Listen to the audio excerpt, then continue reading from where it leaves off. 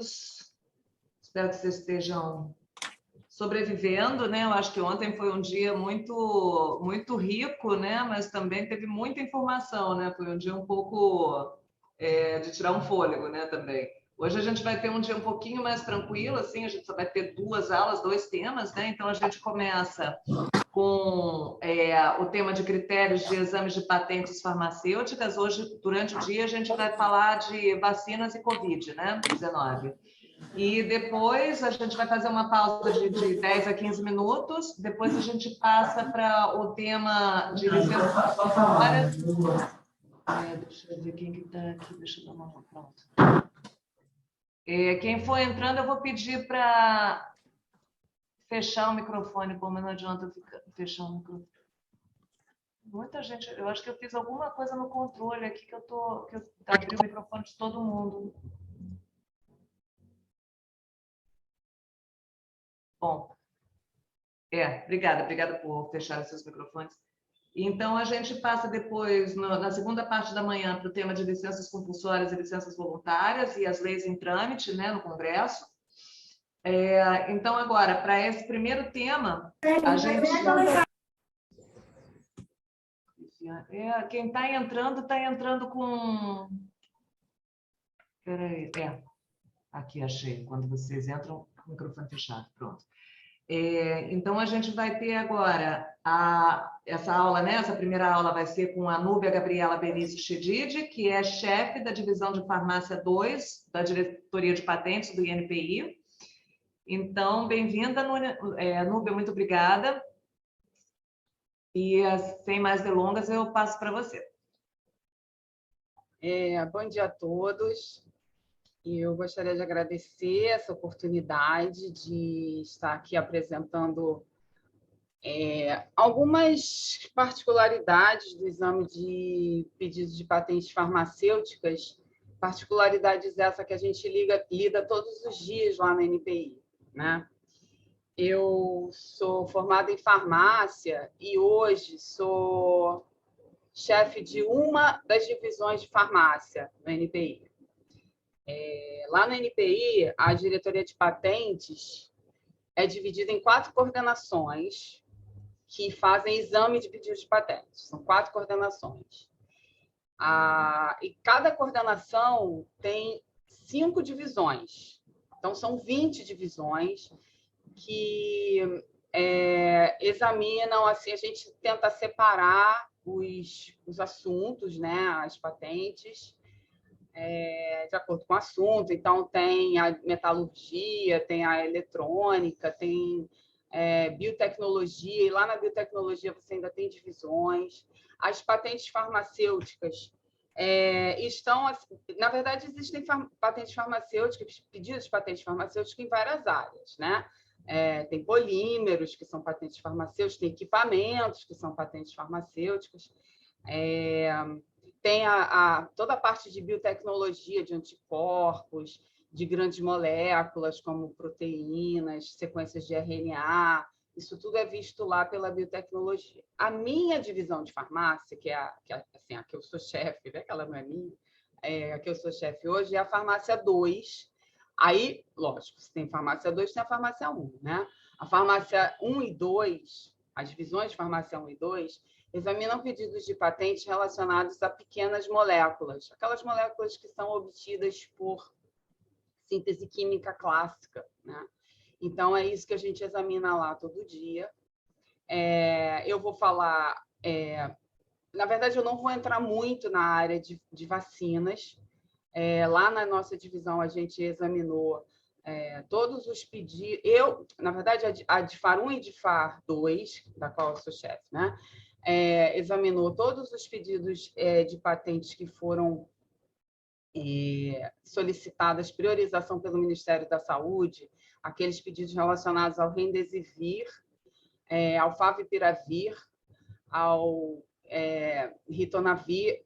Não, Ritonavir não foi, mas o Ministério da Saúde solicitou priorização de Remdesivir e Favipiravir, vários pedidos. Então, foi isso que nós examinamos lá.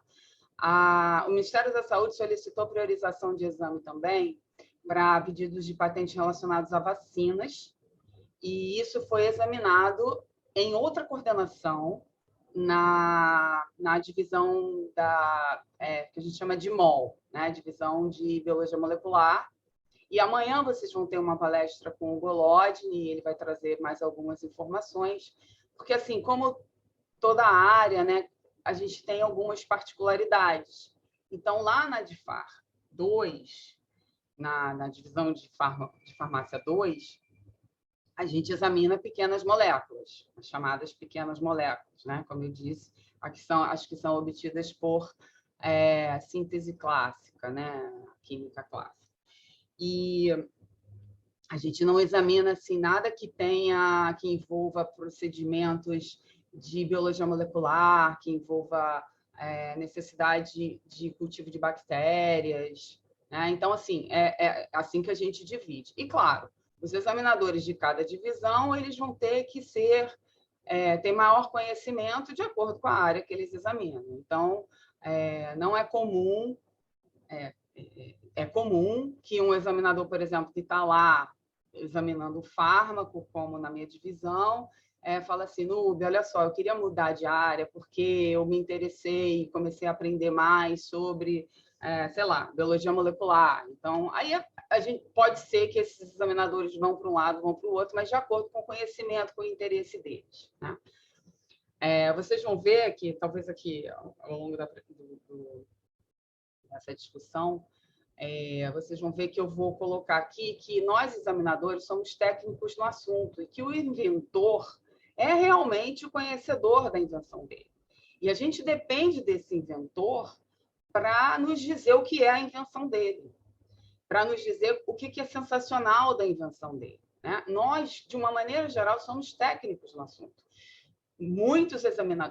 Todos os examinadores de NPI fizeram mestrado, doutorado em determinadas áreas, e nessas áreas eles são especialistas. Mas, assim, é muito difícil. Eu, por exemplo, que fiz doutorado em fisiologia do sistema cardiovascular, de célula miocárdica, é muito difícil chegar um pedido para mim que trate disso.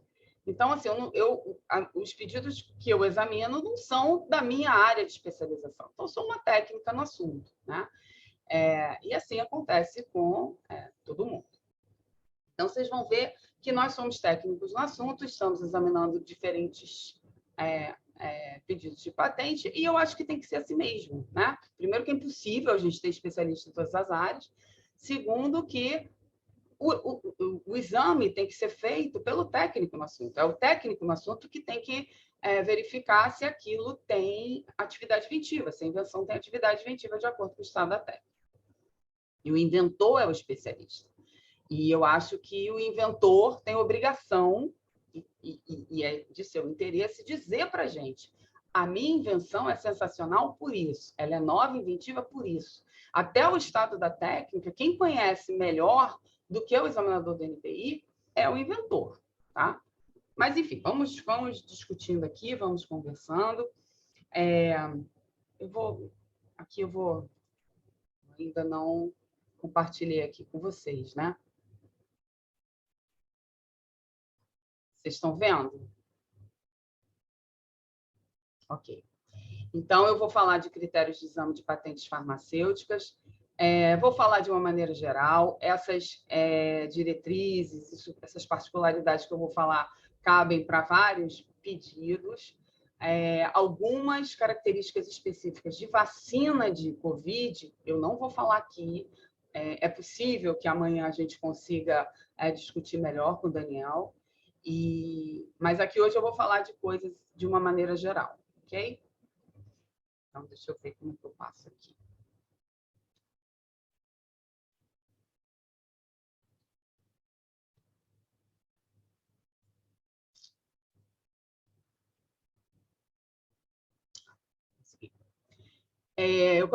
Eu trouxe para vocês hoje em torno de 40 slides. Eu acho que a gente vai chegar até o final. A gente tem 1h10, mais ou menos, né, Isabel? Então, assim, eu acho que a gente vai chegar até o final.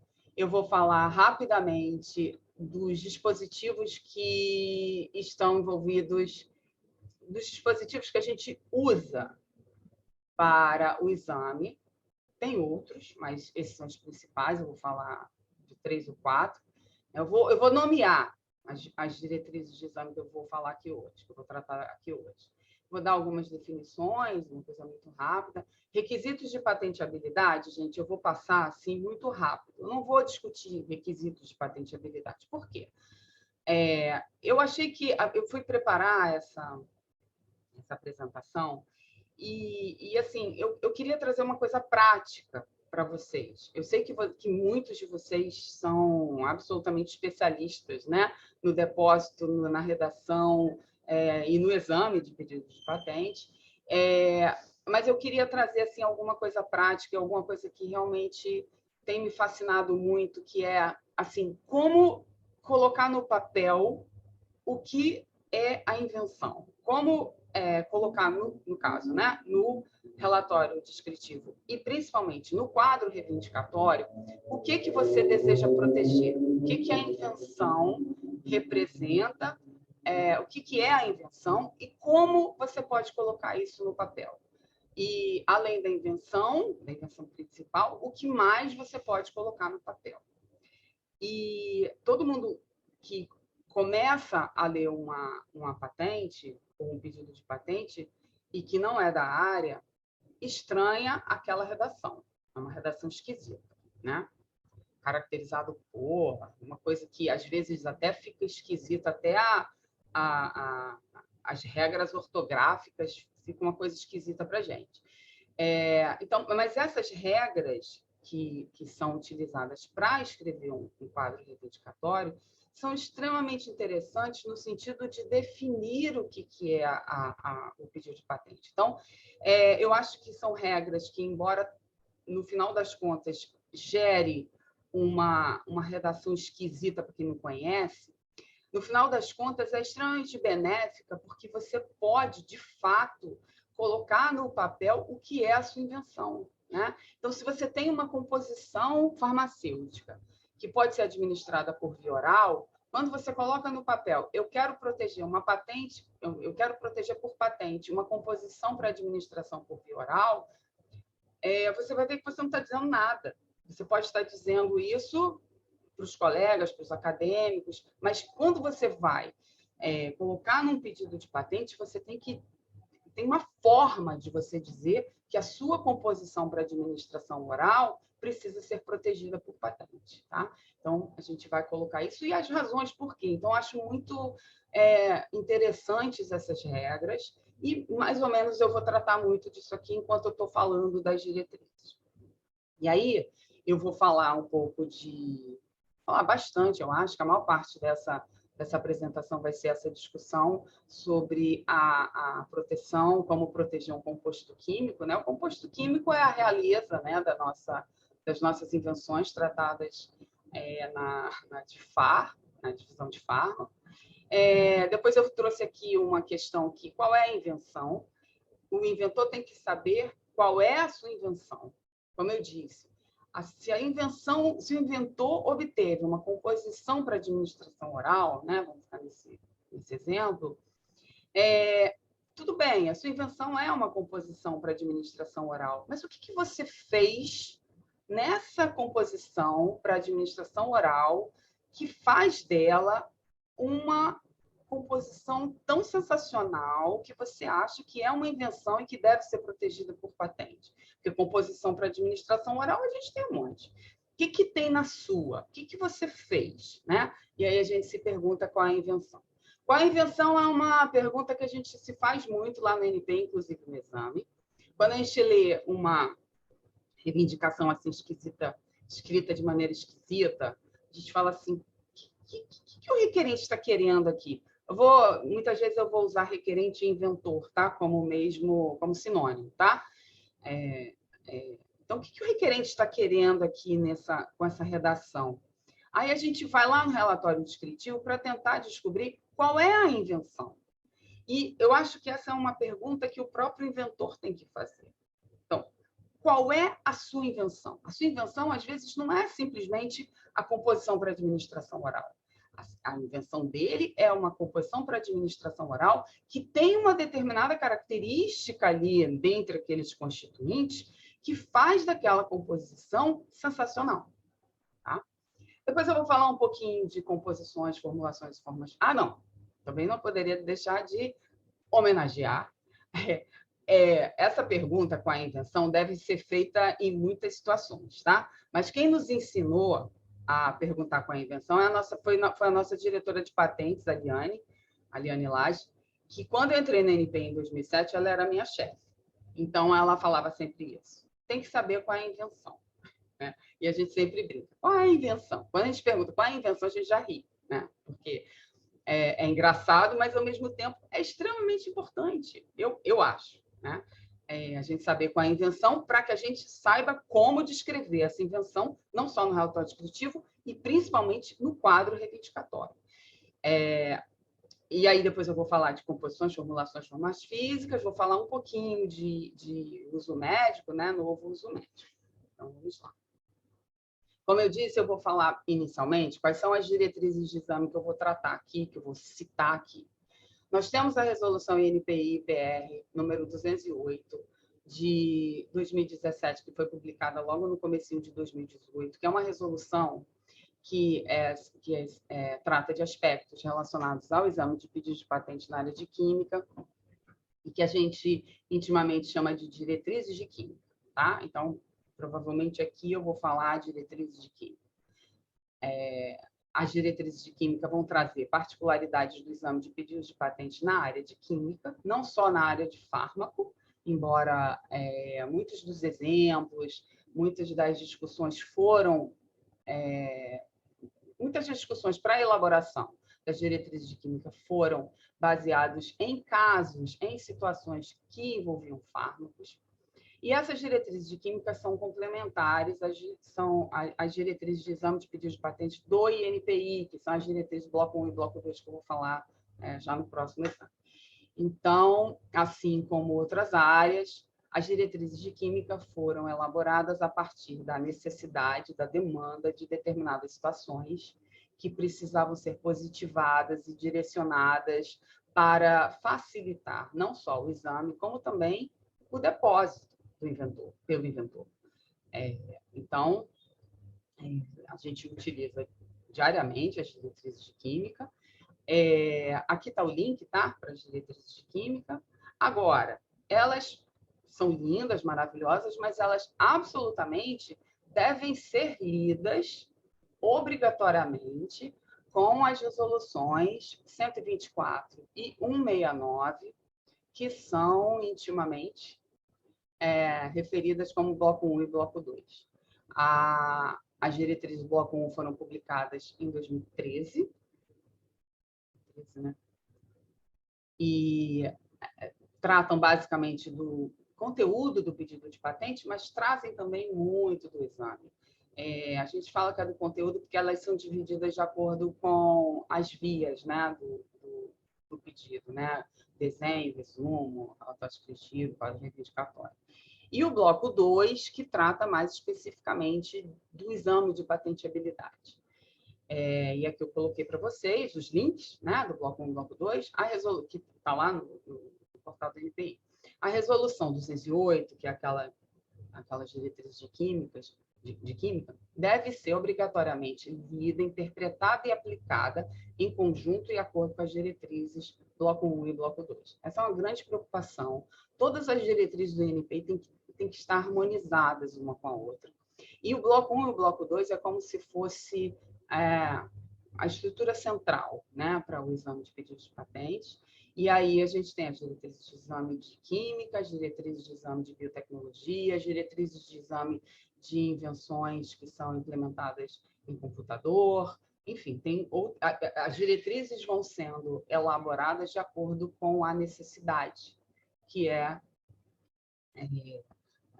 percebida, né, no exame diariamente. Então, até então, aqui estou falando diretrizes de química, bloco 1 e bloco 2. Vou falar daqui a pouco também da Instrução Normativa 30, e existem outras instruções normativas de acordo com a área que precisam ser aplicadas, mas aqui hoje, basicamente, vou me referir a diretrizes de química, bloco 1, bloco 2 e N30, Instrução Normativa 30, que eu vou falar daqui a pouco. Bom, eu não sei se vocês já passaram por essa situação, Mas ontem mesmo estávamos discutindo isso. Todo dia, né? Quando te perguntam assim, qual é a patente da vacina do Butantan?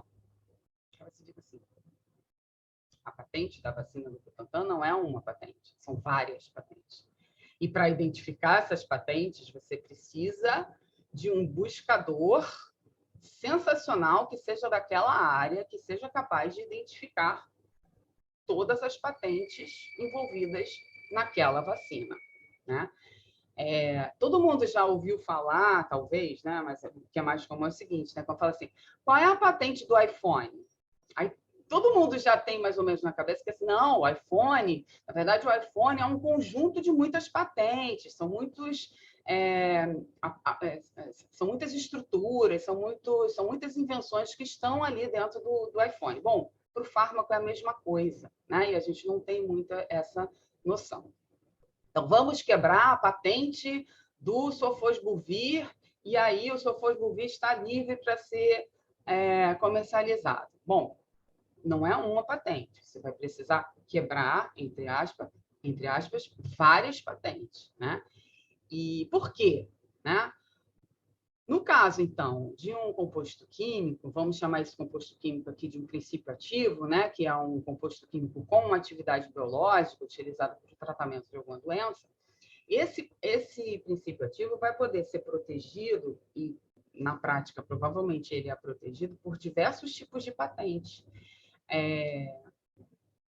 Você tem patentes de composto, considerando que já são patentes, tá? Mas, assim, são pedidos de patentes que podem ser patentes, né?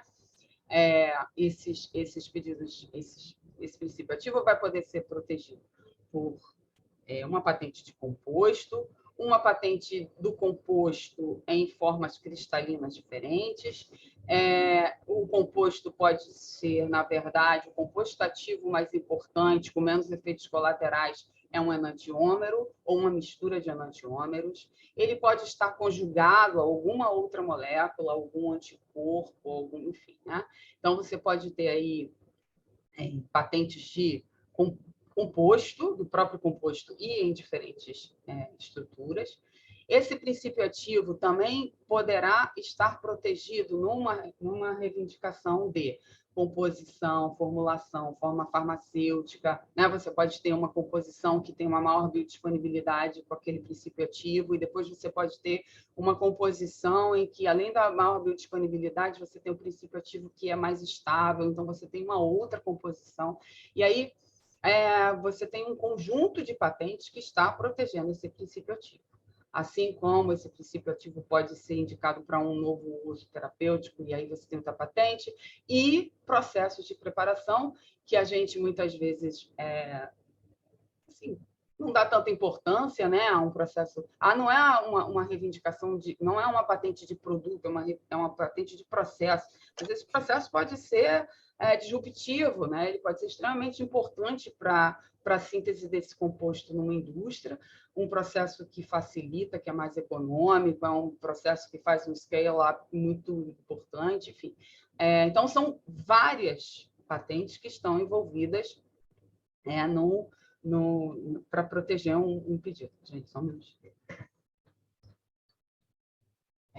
E aí, no caso da vacina, por exemplo, alguns de vocês devem já ter visto, né, que o observatório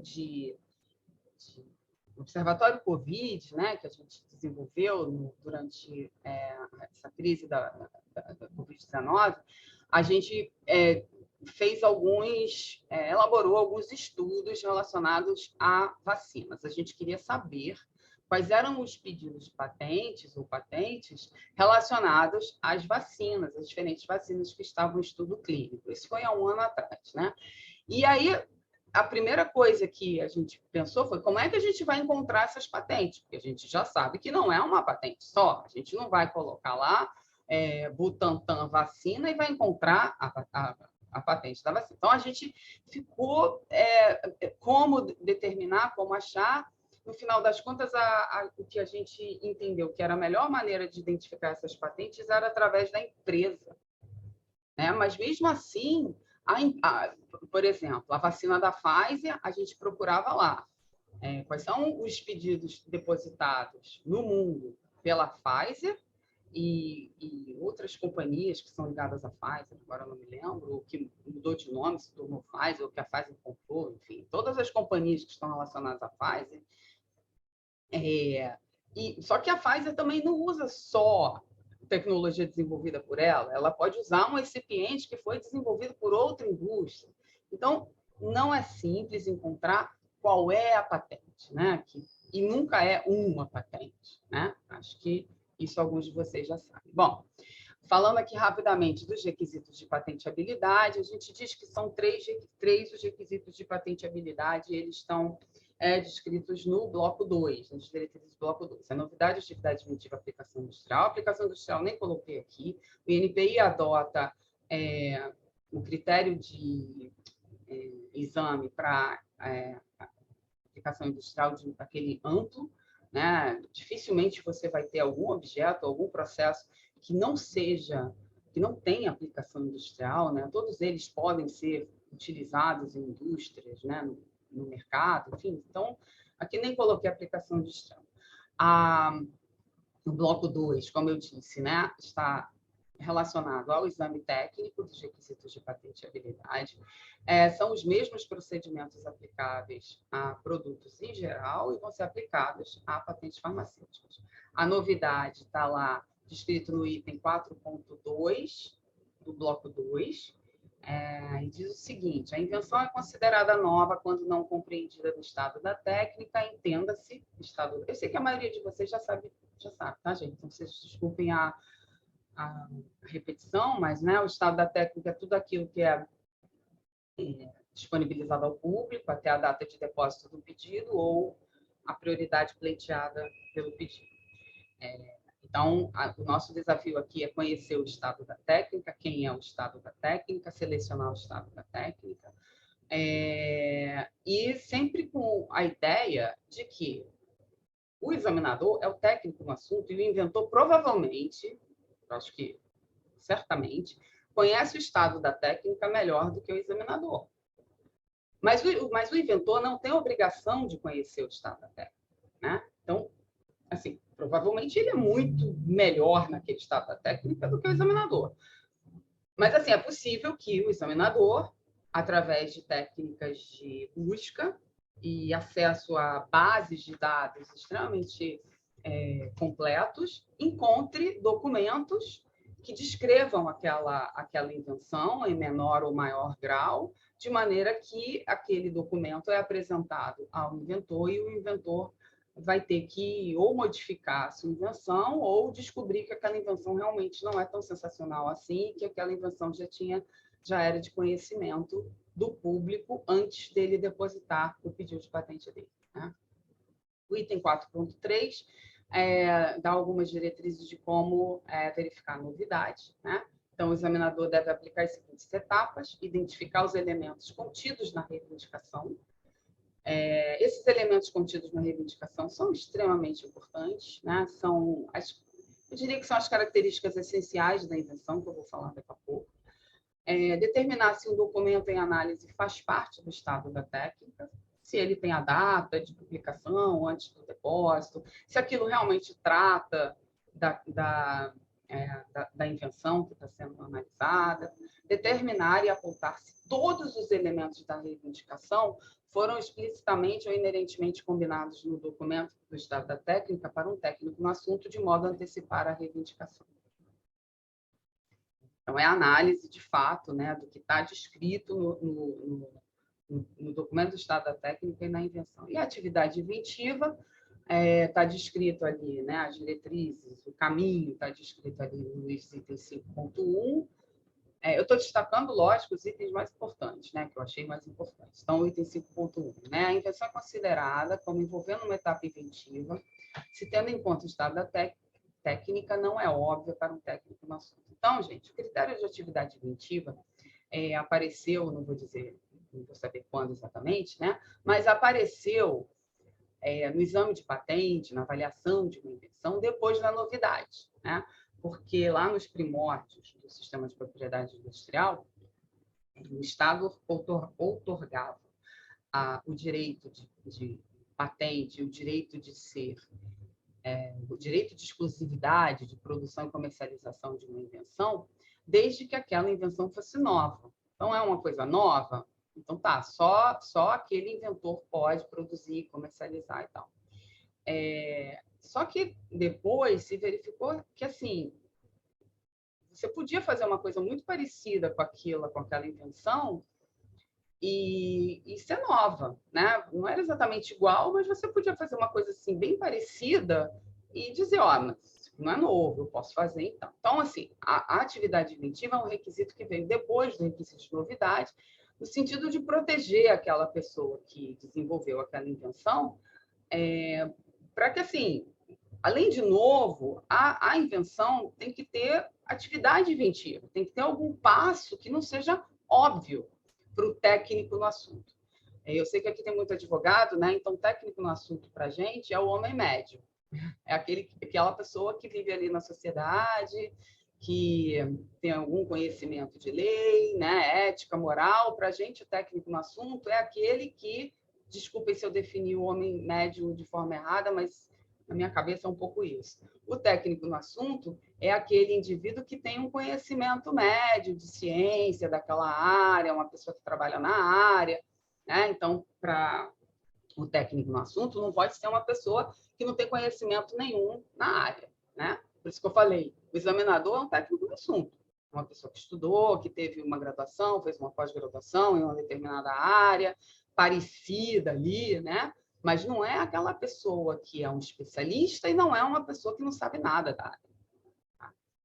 E o item 5.9 sugere 3 etapas para serem empregadas no exame da atividade inventiva de uma invenção. Que a gente chama de problema-solução, essa é uma técnica muito empregada no Escritório Europeu de Patente, né? Que consiste de determinar o estado da técnica mais próximo, determinar as características distintivas da invenção e o problema técnico de fato solucionado pela invenção. Então, você tem o estado da técnica e o que está diferente na sua invenção. Veja, se não tiver nada diferente, esse documento do estado da técnica, na verdade, vai servir para te dizer que a invenção não tem novidade, né? Então, aqui o estado da técnica mais próximo é alguma coisa, é algum documento que não é igual. Não é igual à sua invenção, é um documento diferente. Aí você vai ter que determinar quais são as características distintivas. É diferente isso e isso. E aquilo que é diferente na sua invenção, como é que aquilo que é diferente na sua invenção, solucionou um problema que existia no estado da técnica? O que fez daquele seu objeto, daquele seu processo novo, tão sensacional? O que causou assim o avanço técnico, né?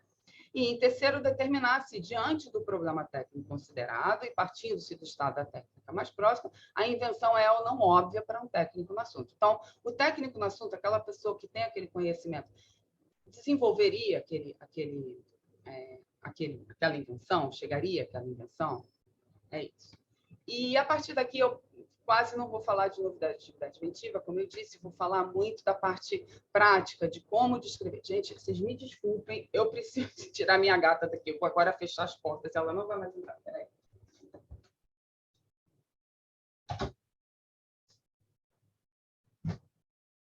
Pronto, agora ela não vai mais entrar e não vai mais me pedir comida. Então, vou falar agora do composto químico, da análise do composto químico. Não vou falar da análise, vou falar de aspectos do exame do composto químico. Eu acho que é interessante para a gente entender como escrever, como ler uma patente, ler um pedido de patente. E eu escolhi tratar do composto químico porque o composto químico é aquilo que é da química, né? É a realeza da patente. E aí vamos falar de clareza e precisão das reivindicações, como escrever essas reivindicações, as regras que tem lá no bloco 1, bloco 2, nas diretrizes de química e na instrução normativa, para te dizer como você deve reivindicar esse composto e como você deve ler uma patente ou um pedido de patente, para que você não infrinja um pedido de patente, uma patente, né? E como é feito o exame. Então, o composto pode ser definido na patente, no pedido de patente, em termos de estrutura química, que é o desenho, né? A fórmula geral, pode ser definido pela nomenclatura, que pode ser regras da IUPAC, ou outra nomenclatura que você quiser. Denominação comum internacional. Tem que ser uma denominação que defina o composto de forma inequívoca, e existem várias, né? Existe até uma popular, né? E a gente também aceita. Então, se você quiser chamar o ácido acetil salicílico de aspirina, a gente vai entender o que é, né? Então, dificilmente você vai ter assim, defina da maneira via IUPAC, então não tem necessidade, tá? Então, é muito comum a gente ter no pedido de patente o desenho da molécula, e a gente vai entender totalmente. E a gente vai entender também se você nos der o nome aqui, esse nome ali é o da IUPAC. As diretrizes de química, que estão os itens, que 2.2, 2.3, que simplesmente se remetem às diretrizes do bloco 1 e do bloco 2, que são os itens que tratam de como você deve escrever e de como você deve examinar um pedido de patente de composto químico. Eu trouxe aqui um exemplo bem básico de como escrever uma reivindicação de composto químico. Então, a gente vai falar assim, é o composto caracterizado por, esse termo caracterizado por está presente em todas as reivindicações de todos os pedidos de patente. É uma grande discussão, precisam, não precisam, onde está o momento, onde vai, qual é a posição. Existe muita discussão, não é só no NPI, né, no mundo inteiro. No final das contas, eu adoro o caracterizado por, eu acho que ele traz uma definição, ele diminui as incertezas quando você lê um pedido de patente, uma reivindicação. Então, no final das contas, apesar de poder trazer alguma confusão e alguma discussão, no final das contas, eu acho ele extremamente benéfico e pouco prejudicial, na verdade. Não tem nenhum problema. É só esquisito, né? É esquisito aquele livro, né? Caracterizado por... Olha só, composto caracterizado por ter a fórmula estrutural, e aí ele desenha a fórmula estrutural. É esquisito, né? Mas, assim, é importante porque você está, de fato, dizendo que a sua invenção é um composto e ele é esse aí. Até poderia dizer assim, é o composto que tem a fórmula tal, a gente também entenderia. Mas essa é uma reivindicação simples. Existem situações em que o caracterizado por é extremamente importante para você dizer exatamente o que é a sua invenção. Então, talvez a gente consiga discutir aqui nessa discussão, aqui nessa apresentação, mas, assim, existem situações em que é muito importante. E aí dizer assim, não, tem situações em que o caracterizado por não é importante, tem situações em que é importante. E aí você já tem mais um requisito para examinar, quando é importante, quando não é importante. Então, assim, vamos sempre usar o caracterizado por, ainda que a gente fique com essa reivindicação aí, com essa redação esquisita, né? Então, é isso. E aqui embaixo tem uma outra forma de corretamente definir esse composto, que é um composto caracterizado por ser o ácido 2-etanoato benzóico. Ok? Aí tem, assim, como eu disse, o composto é definido pela sua nomenclatura, pela sua estrutura química, e aí, lá no bloco 1 e no bloco 2, há a referência a essa exceção, que é o composto caracterizado pelo seu processo de obtenção. Que, na verdade, é assim, composto caracterizado pelo processo de obtenção é um objeto, composto é um objeto, né? Aí é um produto. A gente chama, assim, de uma maneira geral, a gente diz que é um produto caracterizado pelo processo. Existem várias áreas tecnológicas em que a definição de um produto pelo processo é extremamente importante, é aceita, e é comum, e é essencial. No caso do composto, a gente só vai aceitar em determinadas situações. E, assim, eu só vi uma vez, em mais de 10 anos que eu estou na NPI, 15 anos que eu estou na NPI, sei lá, que, assim, o composto é caracterizado pelo processo de obtenção C e somente C. Não é possível defini-lo de outra forma. o processo em si seja suficientemente preciso de forma a evitar ambiguidades quanto ao que se está protegendo, e somente aceito se o produto cumprir os requisitos de patenteabilidade, ou seja, se ele for novo e inventivo. Se não tiver outro jeito de definir esse produto, se ele for novo e inventivo e se o processo for super bem definido, você aceita. Eu vi uma vez, era um produto que passava por um processo de síntese e purificação, e rapidamente ele era colocado numa composição, e aí você poderia administrar essa composição ao paciente, de uma maneira que você evitava uma série de situações, mas era um produto conhecido, mas só que você queria aquelas características específicas que só eram obtidas naquele processo de obtenção, e ele nos provava que aquele produto não era um produto conhecido, né? Então, era um produto novo e inventivo, porque ele resolvia um determinado problema, mas, assim, foi uma vez, e, assim, é muito difícil, tá? Então, está lá. Vou dar uma corridinha aqui, que eu estou vendo que estou demorando. O composto, aqui está um exemplo de um composto que é conhecido, que você está definindo o composto de fórmula, que é essa fórmula aí, caracterizado por ser preparado a partir de uma reação. Então, esse é uma reivindicação de produto definido pelo processo que a gente não vai aceitar, porque o produto é definido de outra maneira, né? Pela fórmula, pelo nome. Então, isso não é aceito. Aí aqui a gente eu vou entrar já numa definição de reivindicação independente, né? Reivindicações independentes que definem um composto somente por suas propriedades físicas, físico-químicas ou biológicas não são aceitas. Então, presta atenção.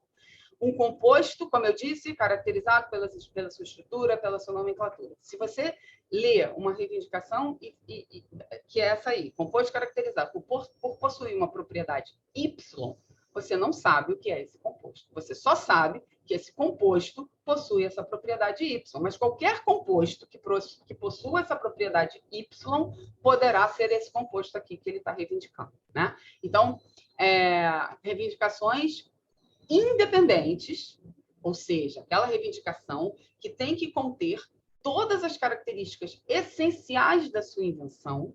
Aí, vou falar daqui a pouco da reivindicação independente. Tá? Então, a reivindicação independente é aquela primeirona assim, do seu quadro reivindicatório que diz qual é a sua invenção. A sua invenção não pode ser definida por uma propriedade física, físico-química ou biológica, porque isso não vai estar definindo o seu composto. Tá? Isso também está dito lá nas diretrizes de química. Reivindicações que definem um composto por sua aplicação ou uso também não são aceitas. Reivindicações independentes. Obviamente que se eu estou falando de reivindicação independente, existe reivindicação dependente, né?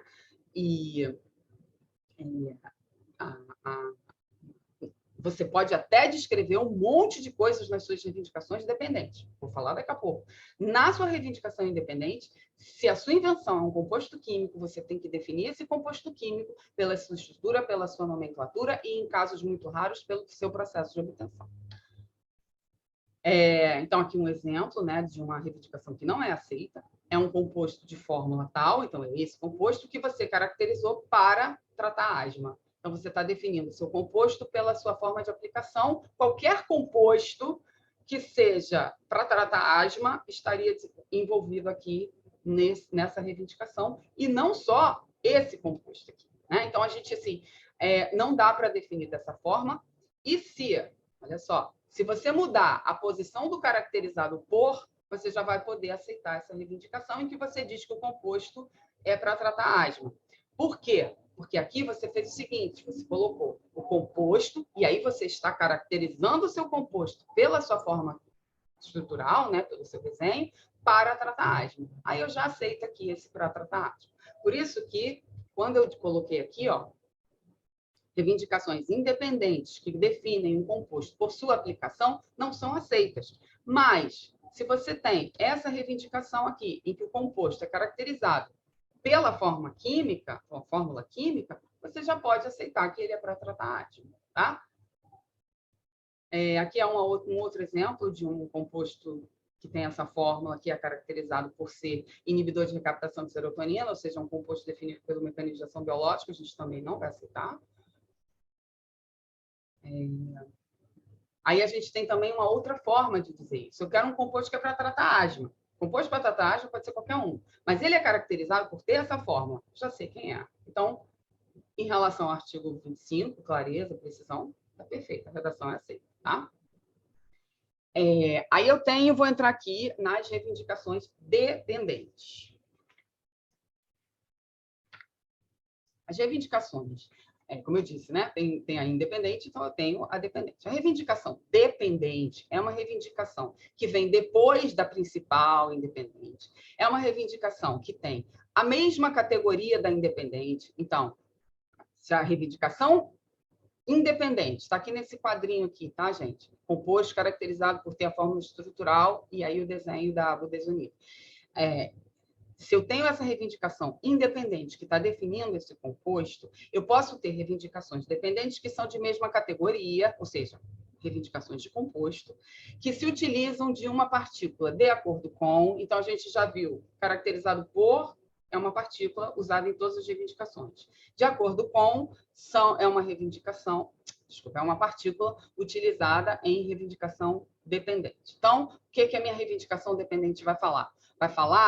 Vai me trazer detalhes, até características adicionais do meu composto que está definido na reivindicação independente. Então, na minha reivindicação 2, eu vou poder escrever que o composto, de acordo com a reivindicação 1, caracterizado por ser para tratar asma. Então, você precisa dizer no seu relatório, no seu quadro reivindicatório, que o seu pedido, que o seu composto é para tratar asma. Você pode colocar isso aí numa reivindicação dependente, ou mesmo numa reivindicação independente, desde que a característica essencial da sua invenção, que é o composto, esteja definido como eu mostrei anteriormente. Tá?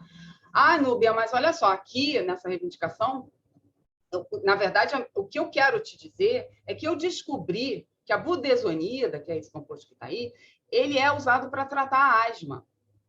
Então, na verdade, a minha reivindicação principal está errada, porque o que eu quero é dizer é que o composto é usado para tratar asma, porque eu descobri que esse composto é para tratar asma. Bom, mas aí você tem outra invenção. A sua invenção é o uso do composto para preparar o medicamento para tratar asma. Então, a sua invenção é outra. Então, você tem que saber como descrever essa invenção. Então, isso é bem legal, né? Porque você pode ter uma invenção aqui, que no caso é a budesonida para asma, né, gente? Óbvio que isso é conhecido, mas se fosse descoberto que budesonida pode ser utilizado para, sei lá, matar um novo vírus, né? Um antiviral novo. E aí você teria percebido que esse composto mata um novo vírus, um vírus que apareceu. Isso nunca acontece. Mas aí você descobriu que a budesonida é sensacional como antiviral. E aí a sua invenção não é o composto budesonida, porque o budesonida já existe. A sua invenção é o uso da budesonida para tratar uma doença. E aí você tem que procurar lá nas diretrizes, e eu concordo que não é fácil, nas diretrizes, na instrução normativa, você vai precisar, né, estudar bastante para entender como reivindicar essa invenção. Expressões genéricas, né, rapidinho, né, quando se pleiteia um composto, que se pleiteia também estereoisômeros, hidratos, solvatos, profármacos, está lá nas diretrizes que a gente vai solicitar que o requerente remova esses termos inespecíficos. Essas expressões por si só não identificam os derivados do composto de forma clara e precisa, visto que somente definem os derivados por meio de sua classe química, por meio de sua função química. Então, normalmente, a gente pede para que a reivindicação seja limitada e seja retirada. É óbvio que existem invenções que são de hidratos, solvatos, profármacos, e para serem as invenções do pedido, eles precisam estar descritos, caracterizados, testados no relatório descritivo. E aí você precisa, se a sua invenção é um desses elementos, você precisa escrever de maneira correta no seu relatório descritivo e no quadro reivindicatório que você quer a proteção para esses produtos, tá? Ainda de expressões genéricas, a gente, apesar de ser uma expressão genérica, sais farmaceuticamente aceitáveis, né? Normalmente as reivindicações trazem o seguinte: é o composto caracterizado por ser tal, né, o nome dele, e seus sais farmaceuticamente aceitáveis. Sais farmaceuticamente aceitáveis, apesar de ser inespecífico, são totalmente aceitos. Sais agricolamente aceitáveis, né, na área de agricultura também são aceitos, até pelo costume, a gente já entendeu o que é. O técnico no assunto sabe quais são os sais mais utilizados, então a gente aceita. Termos como arila, cicoalquila, alquila inferior, isso a gente pede para que seja definido também. E termos que acarretam indefinição de maneira geral. Termos relativos, grande, pequeno, substancial, bom, ruim, né? Essas coisas trazem definição, a reivindicação a gente não aceita. Bom, eu estava falando de compostos e, constantemente, os compostos são pleiteados no pedido de patente como fórmulas Marcuse.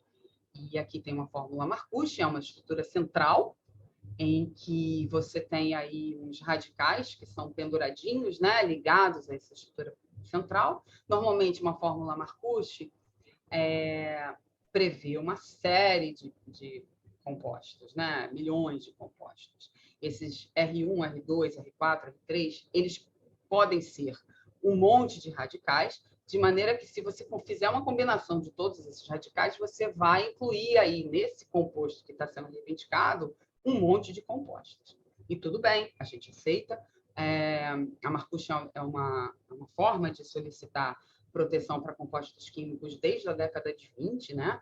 Então, é muito comum. E é justo, eu acho, porque, normalmente, quando você tem um composto químico, você tem essa estrutura central, que é o grupo, no caso farmacofórico, o grupo que tem aquela atividade daquele composto, né? Que dá atividade àquele composto. E, muitas vezes, esses radicais pendurados aí não fazem muita diferença em relação ao efeito do composto e nem à síntese do composto, né? Isso não é uma regra, claro. Pequenas variações nesses radicais aí podem gerar diferentes efeitos no composto, certamente acontece.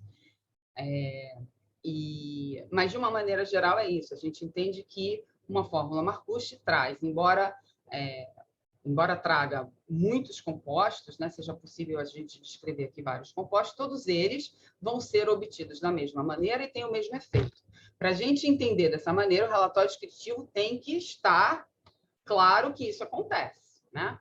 Então, aqui está um exemplo de uma reivindicação, é um composto caracterizado por ter essa fórmula 1, aí tem R, que é uma hidroxila ou uma alquila com 4 carbonos, e o R1 como hidroxila, R é um hidrogênio ou uma alquila C1C4.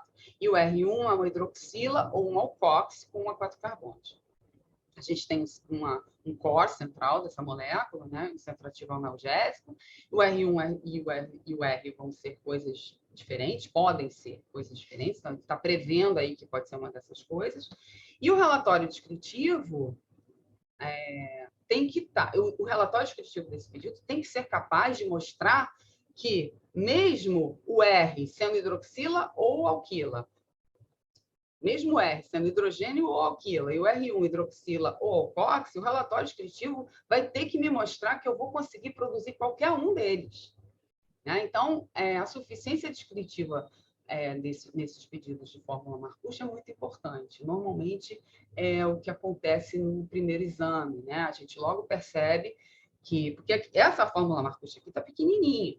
O problema é quando a gente tem umas fórmulas Marcuse gigantescas, onde os substituintes podem ser muitos radicais diferentes, e o relatório descritivo não está claro que a gente vai conseguir obter todos aqueles diferentes radicais de classes químicas diferentes, né?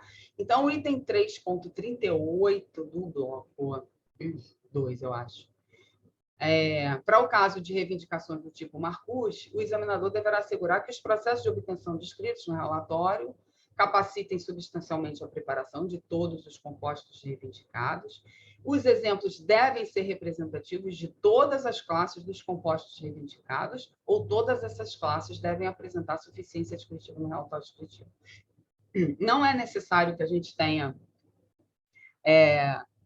exemplo para todos aqueles compostos, isso é impossível, mas é preciso que o relatório descritivo traga exemplos representativos, tá? Então, no exame, muitas vezes, o que a gente vai ver é o seguinte: olha só, você não trouxe exemplos, ou não tenho como garantir que o teu relatório descritivo seja capaz de fazer o técnico no assunto reproduzir determinados compostos. E aí o que o examinador vai falar é limite ao que você de fato fez. Então, assim, qual é a invenção? Qual é a invenção? O que o requerente, o que o inventor obteve? Então, acho que é a obrigação dele mostrar no pedido de patente o que ele fez, né? Aqui ainda em relação à suficiência descritiva, aqui nesse último parágrafozinho que eu coloquei, o relatório descritivo deve incluir exemplos concretos de preparação de pelo menos um representante de compostos para cada classe química dos diferentes substituintes. Então, assim, estou colocando aqui a importância da suficiência descritiva nos pedidos de patente em que se reivindicam compostos químicos através de fórmulas Marcus, tá? Aqui é um exemplo, né, prático, é um pedido mesmo, uma patente, não sei o que virou isso aí, mas é um composto caracterizado por ser representado por essa fórmula aí, e aí tem as previsões para R1, para A, para B, para Y, e aqui também está em amarelinho, né, que o requerente colocou aí alquilo inferior, heterocíclico, isso aí pode ser qualquer coisa, e a gente vai pedir para ele limitar o que ele realmente desenvolveu, o que ele realmente obteve no relatório descritivo, e normalmente o requerente determina que é o alquilo inferior dele tem, sei lá, de C1 a C6 carbonos, de 1 a 6 carbonos, tem de 1 a 10 carbonos, depende do que ele fez lá, né? Qual foi o heterocíclico que ele, de fato, pendurou ali no A, né? O que é o A dele, de verdade, né? Aquela pirimidina ali é o quê, né? E aí vamos passar para as invenções acessórias, que também é muito importante, né? E aí como se escrever essas invenções acessórias. A invenção acessória é aquela que ganha a atividade inventiva e a novidade a partir da invenção principal. Então, assim, se a invenção principal é nova e inventiva, as invenções acessórias, aquelas que estão ali ligadas pelo mesmo conceito inventivo, também serão novas e inventivas, né? Então, olha só, lá no bloco 2 das diretrizes, no item ponto 6, está lá. No caso de pedidos direcionados a novos produtos químicos e ou biológicos que contenham reivindicação de composição, considera-se que a novidade e atividade inventiva dos produtos serão estendidos para a composição contendo os mesmos. Então, aqui, nesse item das diretrizes, está sendo específico, né, para composto e composição, mas isso cabe para qualquer invenção, né? Se você tem uma invenção principal, que é nova e inventiva, tudo aquilo que estiver dentro do mesmo conceito inventivo, que esteja relacionado, obviamente, àquela invenção principal, serão invenções acessórias e terão novidade e atividade inventiva. Então, pedidos de patente de composto Marcus, novo e inventivo, reivindicadas. Quando são reivindicadas também composição, formulação, forma física, uso, todas essas invenções acessórias aí serão novas e inventivas. Considera-se que a novidade e atividade inventiva do composto serão estendidas para a composição, formulação, forma física, uso. Essas são as invenções acessórias. E aí a gente vai ver como reivindicar isso aí. Então, assim, lembra que eu falei? Qual é a invenção? A invenção é o composto? Então, tá. A invenção é a composição? É o uso? Você tem que saber qual é a sua invenção. E saber como escrever aquela invenção no relatório descritivo e, principalmente, no quadro reivindicatório. Então, a reivindicação independente principal no quadro reivindicatório é aquela que contém todas as características essenciais da invenção. Então, assim, todas as características essenciais da invenção devem estar contidas na reivindicação principal independente para descrever a sua invenção. As características essenciais da invenção conferem ao objeto, a invenção, as propriedades diferenciadoras, distintivo e inventivo em relação ao estado da técnica e são essenciais para que o resultado proposto pela invenção seja concretizado. Tá? Tudo tem que estar na reivindicação independente. Se o requerente, por um erro, não colocar na reivindicação independente, mas colocar numa reivindicação dependente, dependendo do que foi a invenção dele, quando você lê a invenção dele e fala assim, não, mas nessa composição aqui, para ele obter esse efeito sensacional que ele está dizendo que ele obteve, é necessário que esta característica, vamos dizer, a presença de um recipiente, é essencial para que ele obtenha esse efeito sensacional. E esse recipiente não está contido na definição da composição dele, na reivindicação independente. Então, este componente, que é o responsável por essa propriedade diferenciadora, inventiva, este componente tem que estar na reivindicação independente. Mas é possível que este componente tenha que estar em determinada concentração. E aí, nesse caso, além dele ter que colocar esse componente na reivindicação independente principal, ele tem que colocar qual é a concentração ou qual é a relação daquele componente em relação ao outro componente. Isso vai depender da invenção que ele está descrevendo e mais, vai depender do estado da técnica identificado no exame. Tá? Um pouco mais de detalhe, não sei se vai dar para a gente discutir isso tudo, mas é isso. Tá? Você tem que saber que na reivindicação independente vai ter que ter um monte de características essenciais para a sua invenção. Tá? E depende também do que está descrito no estado da técnica, para que você consiga se diferenciar do estado da técnica. É claro que se sua invenção for uma invenção super disruptiva, que traga um avanço tecnológico incrível, provavelmente a sua reivindicação independente não vai precisar de tantas características essenciais. Você vai poder colocar ali pouca característica e aquilo já vai ser totalmente diferente do estado da técnica, tá? Mas depende do que é a sua invenção. Por isso que eu digo, qual é a invenção? Né? Eu digo não, todo mundo diz, né? Todo mundo tem que perguntar. Aqui eu já introduzi a IN30. Vocês vão ver que muito do que está dito na IN30 está dito no bloco 1, no bloco 2, nas diretrizes de química, porque é uma repetição mesmo. Às vezes é repetitivo e mesmo assim não é tão claro, tá? Mas a IN30 de 2013, no artigo 5, no artigo 5º e artigo 6º da IN30, a IN30 vai tratar de reivindicações independentes e dependentes, tá? Então, no artigo 5º, as reivindicações independentes deverão cumprir as seguintes especificações. Aí ele tem vários itens, tá? Vários incisos. Aí o inciso primeiro fala o seguinte: as reivindicações independentes visam a proteção de características técnicas essenciais específicas da invenção em seu conceito integral, cabendo a cada categoria de reivindicação pelo menos uma reivindicação independente. Então, você pode fazer reivindicações independentes, tá? Com diferentes características essenciais, desde que tudo, né, esteja no mesmo conceito inventivo. Tem aqui o ícone, né, o link para a IN30, está lá no portal do INPI. No bloco 1 também é tratada a reivindicação independente, então 3.21, reivindicações independentes são aquelas que visam a proteção de características técnicas essenciais específicas da invenção, no seu conceito integral. Uma reivindicação independente deve especificar explicitamente todas as características essenciais necessárias para definir a invenção. A patenteabilidade da invenção depende do efeito técnico alcançado, logo, as reivindicações devem ser formuladas de modo a incluir todas as características essenciais, todas as características técnicas que são consideradas essenciais para o alcance do efeito técnico contido no relatório descritivo. Tá? E aí vem as dependentes. Dada a reivindicação principal independente, com todas as características essenciais da invenção, é possível redigir as reivindicações dependentes, com características adicionais da invenção ou detalhamento da invenção, que são características que não são essenciais para obter aquele efeito técnico que o relatório descritivo diz que você obteve.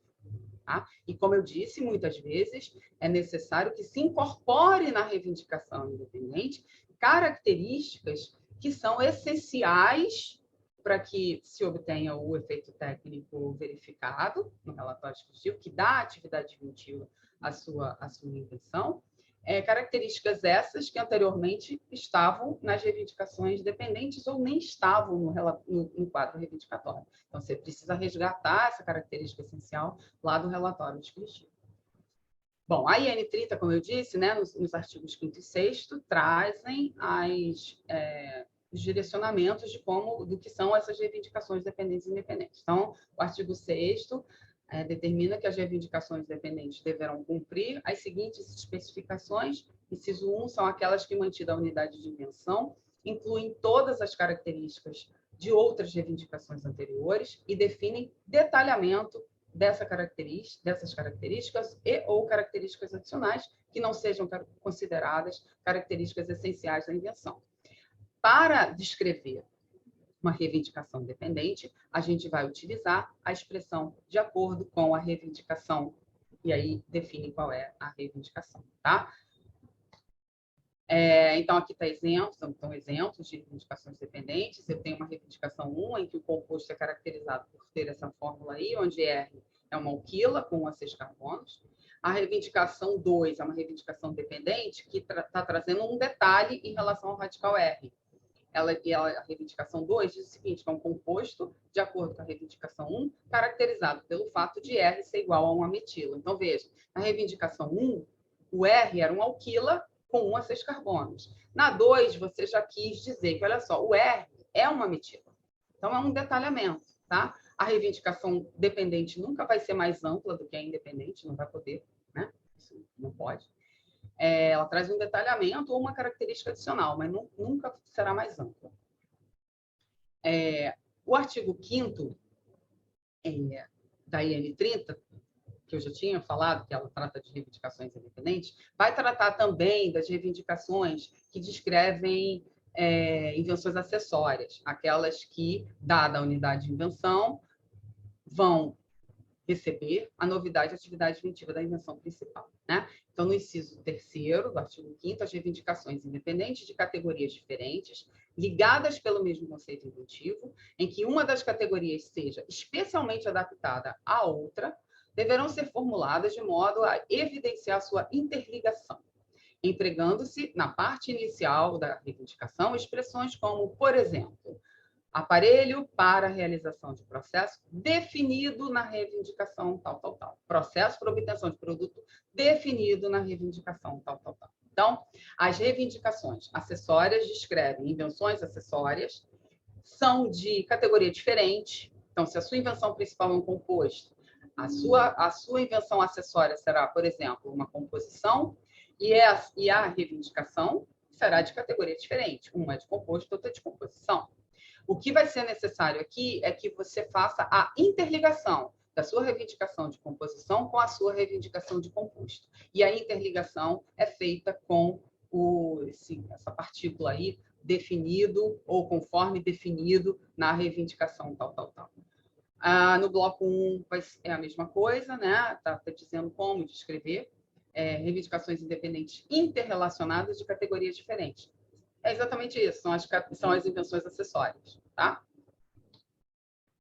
E aí eu trouxe aqui alguns exemplos, né? Você tem aqui ainda aquele composto caracterizado por ter a fórmula estrutural 1, onde R é uma alquila. A reivindicação 2, você já tem uma reivindicação que é de composição. Então, vamos imaginar que esse composto seja novo inventivo.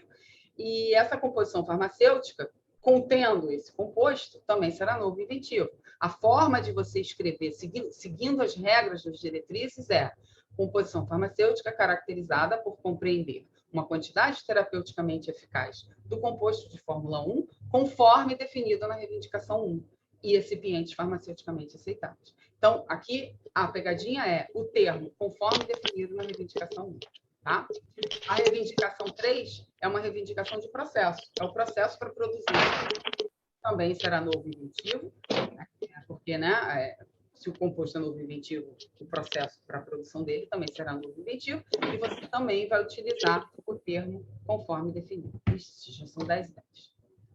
Eu trouxe aqui esse slide que vai tratar, né, da diferença, né, da interligação e das reivindicações interligadas e independentes. Então, a interligada é aquela que descreve uma reivindicação acessória, uma invenção acessória, e a dependente é aquela que traz o detalhamento da reivindicação independente. Então, a dependência, a relação de dependência, né, a reivindicação dependente, pertence à mesma categoria principal, descreve uma particularização da reivindicação principal, e eu devia ter colocado aqui, tá? Mas não coloquei. Na dependente, você usa aquela partícula de acordo com. E a interligação, a reivindicação interligada, é enquadrada em uma categoria distinta da reivindicação principal e descreve uma reivindicação acessória. E aqui, a partícula que a gente vai utilizar é conforme definido. Em todas elas, o caracterizado por vai ter que estar lá, tá? Aqui eu trouxe um exemplo de um quadro reivindicatório em que a gente tem aquele composto caracterizado pela fórmula estrutural 1, em que R tem 1 a 6 carbonos. A reivindicação 2 é uma dependente, em que traz um detalhamento, e a gente usa a partícula de acordo com. A reivindicação 3 é uma reivindicação de composição, acessória à reivindicação principal, e a reivindicação 4 é a reivindicação de processo, que é acessória e, portanto, utiliza a partícula conforme definido. Ok? Aí vamos entrar um pouquinho aqui nas composições, formulações, formas químicas, formas físicas, né? Clareza e precisão dessas reivindicações. Uma composição, gente, né, é definida pelos seus constituintes. Ela não é definida pela cor, ela não é definida pela forma de administração, ela é definida pelos constituintes. Isso é uma composição. Então, aqui tem duas maneiras tem várias maneiras, mas eu coloquei aqui duas. Composição caracterizada por compreender os compostos, o composto A, que seria o princípio ativo, e recipiente B e C. Ou formulação caracterizada por compreender A, B e C. Né? Tudo é aceito. Está lá os itens, né, das diretrizes que tratam dessas invenções. Características de forma física, aplicação exclusivamente, não definem uma composição. Uma composição farmacêutica, por exemplo, essa composição farmacêutica caracterizada por ser para administração oral é muito ampla, né? Qualquer composição farmacêutica que é administrada por via oral estaria incluída aqui nessa redação. Composição farmacêutica caracterizada por compreender composto A e recipientes B e C para administração oral. Aqui você já definiu qual é a composição, né? A composição contém A, B e C. E aí ela é administrada para via oral, beleza? Pode aceitar. Características físicas ou de aplicação isoladamente não definem uma composição, mas elas podem ser adicionais, que foi mais ou menos o que eu coloquei anteriormente, nessa reivindicação aqui, em que a administração por via oral está sendo descrita na própria reivindicação da composição. Mas você pode também colocar essas características adicionais em reivindicações dependentes, né? Então, você tem uma reivindicação 1 aqui, que é uma composição caracterizada por compreender A, B e C, correto? E aí você tem uma reivindicação 2, que é uma reivindicação dependente, mesma categoria, né? Composição, de acordo com a reivindicação 1, caracterizado por ser administrado por via oral. Isso, super aceito, relação de dependência aqui dessas reivindicações. Aqui é um outro exemplo, em que a composição é definida pelas características A, B, C, pelos seus componentes. A reivindicação 2 traz um detalhamento, então é uma composição de acordo com a reivindicação 1, caracterizado por ser administrado por via oral, e trouxe para vocês também um exemplo de uma reivindicação que é interligada.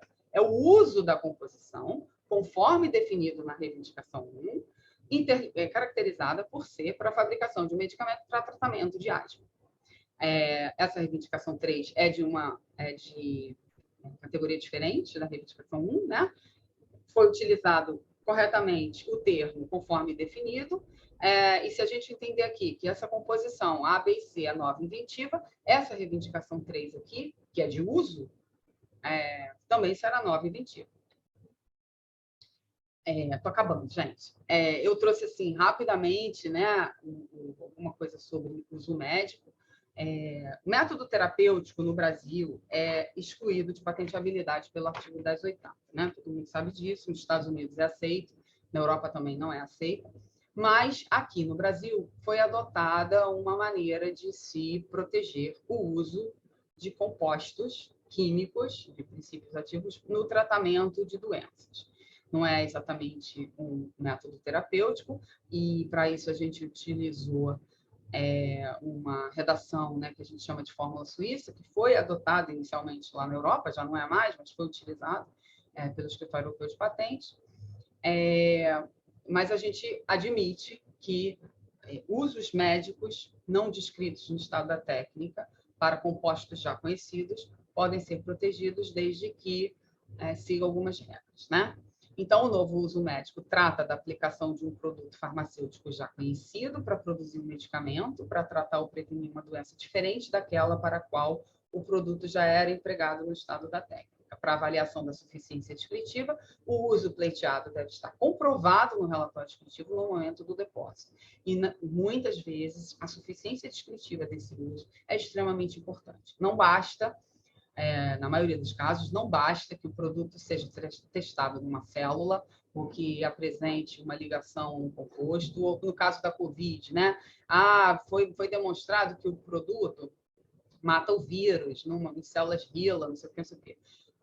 Tá, mas, cara, isso não quer dizer que isso vai funcionar no ser humano, né? Então, assim, precisa que a suficiência descritiva esteja demonstrada. Isso é sempre complicado, né, no exame desses pedidos.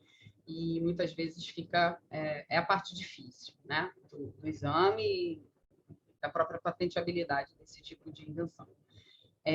Termos relacionados a esquemas terapêuticos e grupos de pacientes não podem ser empregados na definição da matéria. Então, constantemente, a gente tem aqui o uso de um produto conhecido, caracterizado por ser utilizado para tratar pacientes diabéticos de 2 a 5 anos. Grupos de pacientes a gente não está aceitando para verificar a novidade de atividade cognitiva do produto, tá? É lógico que, ontem foi discutido aqui, né? Os critérios de patenteabilidade são muito diferentes de critérios sanitários, de critérios de segurança, é muito diferente, né? Então, claro que o uso de um medicamento em diferentes grupos etários vai ter que ser verificado e vai ter que ser liberado de maneira diferente, como as vacinas, né? Todo mundo já viu, mas aqui, para o exame de patenteabilidade, quando você utiliza um produto para diabetes nos adultos, provavelmente, eu acho que é óbvio para um técnico no assunto esperar que esse produto também seja utilizado em crianças, assim como as vacinas, né? Então tá. Aí coloquei aqui uma reivindicação que é o uso do composto caracterizado por ser para o tratamento da doença Y. Esse tipo de reivindicação a gente não vai aceitar, porque é o uso do composto para tratar a doença. Não pode. Então, como é que a gente vai aceitar? Gente, eu não acredito que eu não coloquei. Tá aqui. Aqui nesse quadrinho, né, a fórmula suíça, que é a forma que a gente vai aceitar a descrição do uso do composto para tratar uma doença, é essa aqui. Nesse quadrinho aqui, NPI, a gente usa essa redação. O uso do composto X para preparar um medicamento para tratar a doença Y. Tá? Essa é a maneira que a gente aceita para proteger o uso de um composto conhecido para tratar uma doença. O Escritório Europeu de Patentes já se utiliza de uma outra redação. Ele já entende que você pode reivindicar um composto X caracterizado por ser usado para tratar uma doença Y. É como se a nova doença trouxesse a novidade, a atividade inventiva para esse composto conhecido de novo. Tá? Tem toda uma teoria atrás disso, não vou entrar nesse assunto, mas a gente aqui não aceita essa redação. Para a gente, essa reivindicação aqui que a EPO aceita, que é o composto X caracterizado por ser usado para tratar a doença Y, nem atende ao artigo 25, que é um composto caracterizado pela sua aplicação. A gente não aceita isso. Tá? E o escritório dos Estados Unidos já aceita método terapêutico. Na verdade, a legislação lá aceita a proteção de método terapêutico. Tá? E aí eu termino aqui. A minha ideia aqui era trazer alguns pontos práticos, né, que a gente pudesse aplicar em toda e qualquer área. É lógico que não é só isso que a gente precisa para depositar um pedido de patente, para examinar um pedido de patente. Eu acho que a maioria de vocês entendem a dificuldade de se falar de critérios de patenteabilidade, mas eu quis trazer aqui alguma coisa prática. E algumas dessas situações aqui a gente lida constantemente no dia a dia, tá? Não é nada... parece básico para muitos de vocês, mas não é tão básico assim, tá? Mesmo no dia a dia, a gente se depara com situações que a gente fala assim, peraí, qual é a invenção? Mas ele escreveu errado. Mas essa reivindicação aqui, que está dependente, na verdade, isso aqui é uma característica essencial, isso aqui tem que estar na reivindicação 1, né? Então, eu quis trazer alguma coisa realmente do dia a dia. Espero que tenha atendido aí as expectativas. Muito obrigada, Núbia. Foi excelente, muito esclarecedor. Tiveram várias perguntas no chat, mas eu vou confessar que eu estou um pouco perdida, porque os seus colegas, né, o Átila, a Renata, eles estão respondendo no chat também, então eu não tenho certeza se ficou alguma pergunta em aberto. Então eu vou propor o Obrigada, seguinte, pessoal. eu vou propor que vocês levantem a mão e abram o microfone e façam uma pergunta diretamente, porque eu estou vendo que teve alguém que perguntou, me pediu um pouquinho mais de esclarecimento sobre alguns termos, né, como composto, Marcucci. Vamos abrindo. A Karina, ela levantou a mão. Pode abrir, Karina. Depois eu passo para a Débora. Olá, tudo bem? Bom dia, Nubia, um prazer. Tá, eu sou a Karina. Estou ainda começando a conhecer sobre o mundo de propriedade intelectual, tá? Eu sou um pouco leiga, então. Mas eu queria fazer uma pergunta. No caso, assim, eu já precisei, assim, eu tenho alergia de contato a várias coisas, né? E eu já tentei alguns, numa época que eu precisava usar hidratante para as mãos, a procurar diversos hidratantes, inclusive que se diziam na própria embalagem que eles eram hipoalergênicos. Só que eu botava nas minhas mãos e me dava alergia. Como é que o produto pode estar na farmácia vendido como usando a palavra hipoalergênico se ele pode causar alergia em algumas pessoas? Não deveria ser proibido? Então, Karina, isso não tem nada a ver com patenteabilidade, tá? Isso aí é mais uma questão sanitária mesmo. Ah, tá bom, obrigada, desculpa. Mais outra pergunta. Não, desculpa não, sem problema. Só estou te dizendo que não é daqui. Karina, deixa eu passar para a Débora e para a Agatha, e depois eu passo para você de novo para a tua segunda pergunta, tá? Imagina. Débora. Bom dia, Núbia. Obrigada pela apresentação, foi muito esclarecedora. Eu só fiquei com uma dúvida. Até perguntei no chat e teve algumas pessoas que falaram sobre a questão da patenteabilidade de uma Marcucci, quando a substituição recai numa molécula que já está conhecida. Acho que a Camila já respondeu um pouco sobre isso, mas eu fico com um pouco de dúvida de como vocês examinam uma patente de seleção. Porque aquela molécula já está divulgada, então ela já não é nova, mas ainda assim é possível de patentear uma molécula que já tem uma atividade um pouco superior às outras dentro daquela Marcucci. Eu só não entendo muito como que vocês avaliam esse tipo de pedido. Ótima pergunta. Que é o seguinte, quando a gente tem uma Marcucci, como eu disse, a gente tem um monte de compostos que são previstos ali, né? Em tese, todos os compostos que estão ali naquela Marcucci possuem as mesmas propriedades farmacológicas, as mesmas propriedades farmacocinéticas, são compostos muito parecidos, são obtidos da mesma maneira não, mas de maneiras similares que estão descritos no relatório descritivo, né? Então, de uma maneira geral, é isso. Só que, assim, o que acontece é que, com o avanço das pesquisas naqueles compostos, aquele grupo que desenvolveu aquela Marcucci, ou mesmo um terceiro que pegue aquelas moléculas para estudar, percebem que, na verdade, algumas daquelas moléculas, vamos colocar uma molécula, tá? Mas pode ser algumas. Uma daquelas moléculas descrita naquele amplo espectro, tem uma característica diferente. Na verdade, lá na NPI a gente já discutiu muito isso. Na verdade, você tem que... É como se você destacasse uma molécula daquele grupão que tem, de fato, uma característica diferente. Tá certo? Então, a patente de seleção é isso. Tem que ser uma molécula que se destaque.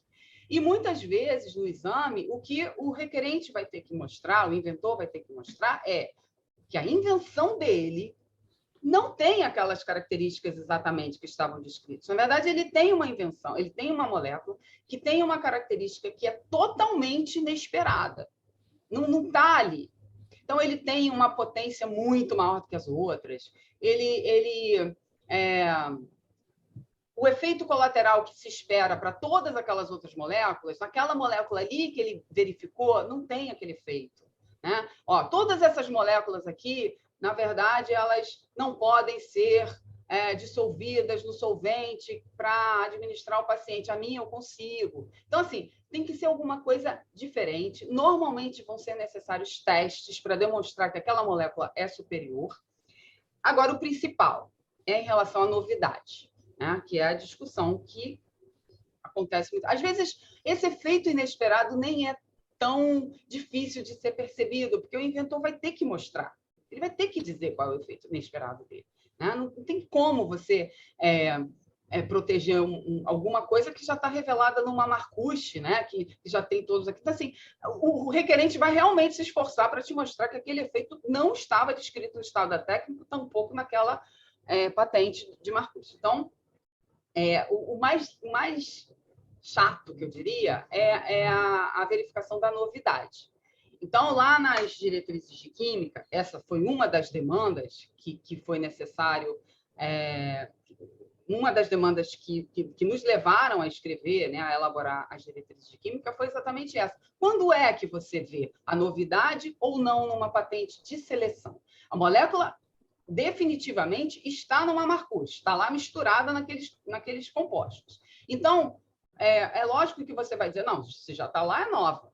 Desculpa, se já está lá, não é nova, já está no estado da técnica. Acontece que existem situações em que você realmente vê que tem uma invenção ali. Né? Então, se aquela molécula estiver somente naquela confusão de coisas, não tiver sido exemplificada no pedido de estado da técnica, não tiver sido descrita de uma maneira assim nos exemplos preferenciais, como uma molécula preferencial, se tiver sido assim, está lá naquele bolão, a gente entende que a molécula é nova. Tá? É mais ou menos isso. Agora, se tiver lá nos exemplos, se tiver lá nas preferenciais, se tiver descrito o nome dela, né? Tem alguns pedidos de Marcuse que você fala, em que o requerente fala assim, os compostos preferenciais são esse, aí descreve um monte deles. Se naqueles compostos ali descritos, né, com o nome está descrito, estiver o seu novo composto, a gente já vai dizer, não, isso aqui já estava revelado. Tá? Então, é isso. Espero ter respondido. Respondeu sim, muito obrigada. Passar agora para a Agatha. Oi, bom dia, Rapidinho, Núbia. o Alex está colocando aqui de maneira... Eu acabei lendo o chat aqui. O Alex colocou isso. É exatamente isso. Né? A gente, lá na diretriz, inclusive, a gente usa, né, o especificamente revelado. Quando eu digo que o composto estaria no estado da técnica, desenhado, ou testado, ou sintetizado, né? Assim, tem um exemplo de síntese dele, ou ele esteja escrito. É isso que a gente fala que é o especificamente revelado. Tá? Obrigada, Alex.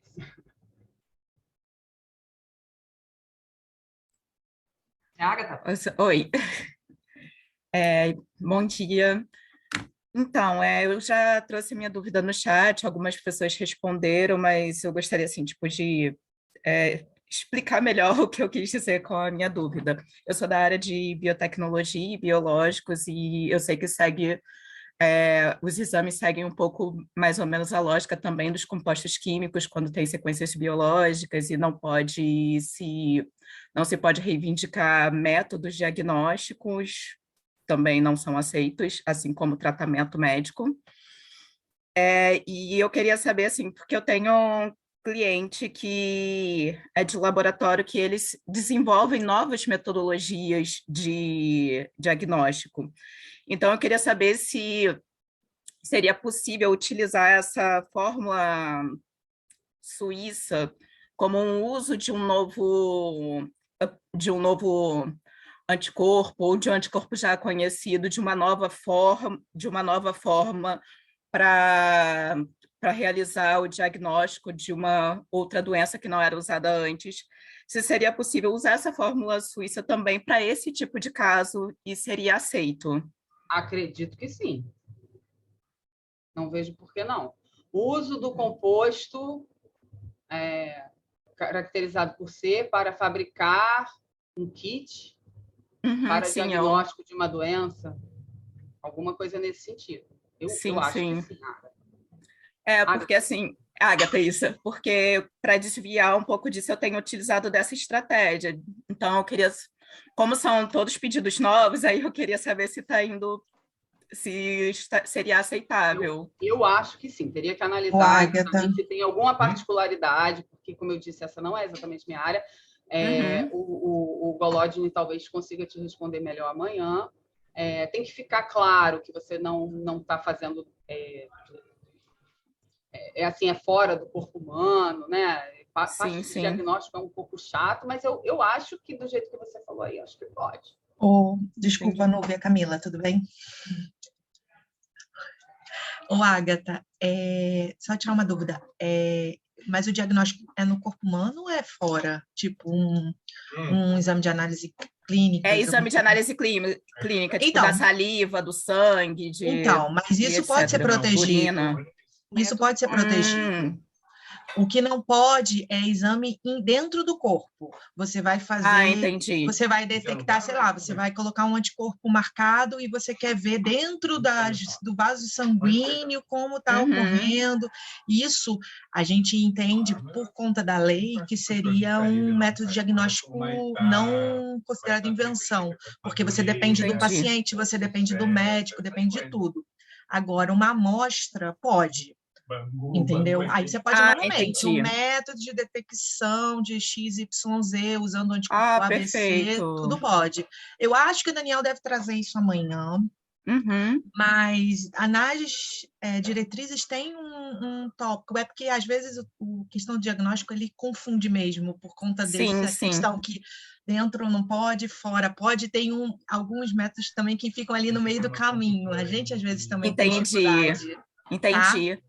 Nossa, excelente, obrigada. Respondeu, com certeza. Muito obrigada. Tá bom. Karina, você ainda tinha aquela segunda pergunta para fazer? Antes de passar para a Marina? Posso falar, pessoal? Pode ir, Marina. Bom dia, Núbia. Eu queria ouvir um pouco mais sobre as patentes de combinação, né? Um composto com outro ou mais, né? Como que ficaria a inventividade dessa reivindicação? Assim, toda vez que você tiver uma combinação de compostos, e aqui eu vou presumir que são compostos conhecidos, né?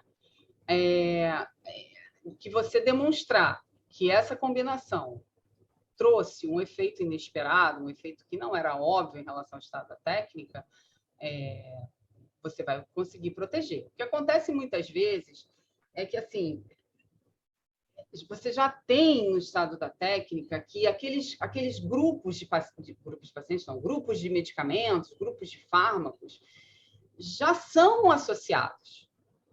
E aí, por que o técnico no assunto não associaria compostos semelhantes para tratar a mesma doença, entende?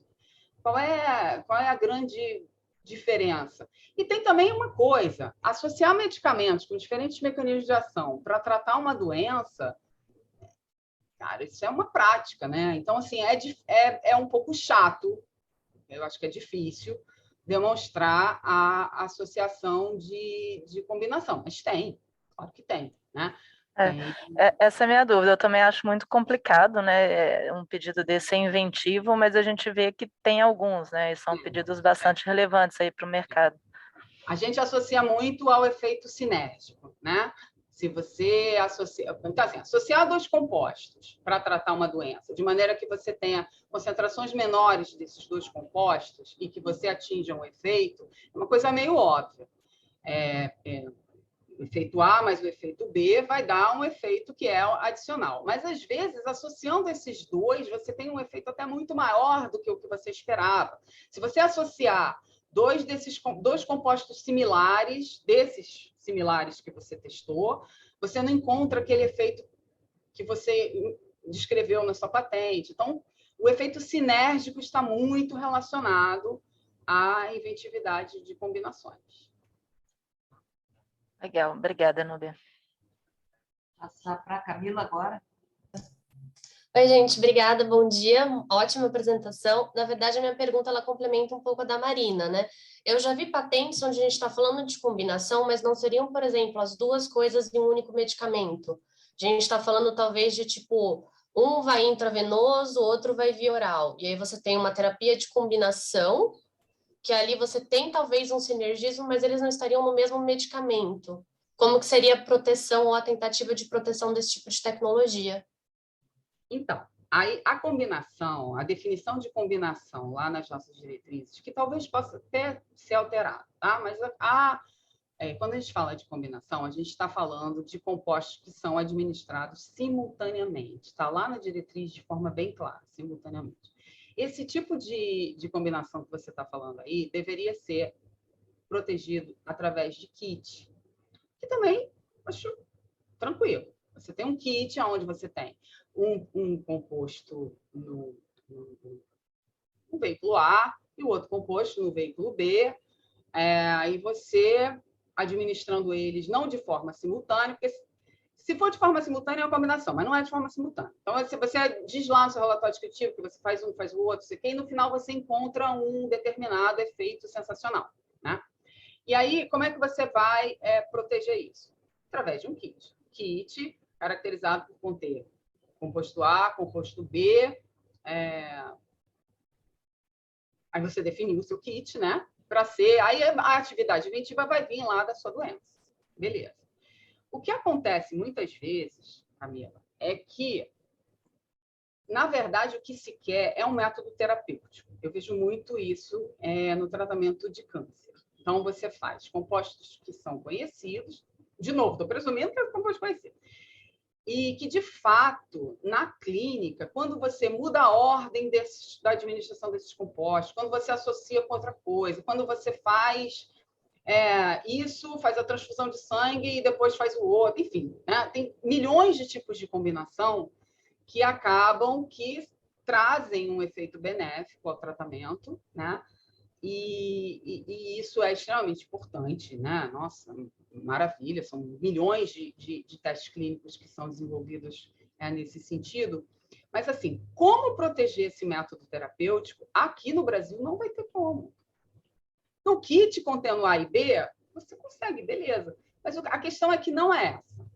Em muitas invenções, em muitos estudos clínicos, a questão não é ser A e B. É A e B administrado dessa maneira, junto com não sei o quê. Então, assim, isso está mais complicado de proteger. Eu não estou dizendo que é impossível, mas assim, isso é mais complicado de proteger, porque isso é muito método terapêutico, né? É muita prática clínica, não é nem método terapêutico, não é nem tratamento de doença. É uma prática de fato. Tá? Então, assim, isso aí tem que ser realmente verificado. Isso aí sempre me perguntam. Núbia, só complementando, que eu acho que tem a ver com isso que você está falando, que eu acho que era minha dúvida também, que é a questão daqueles tipos de...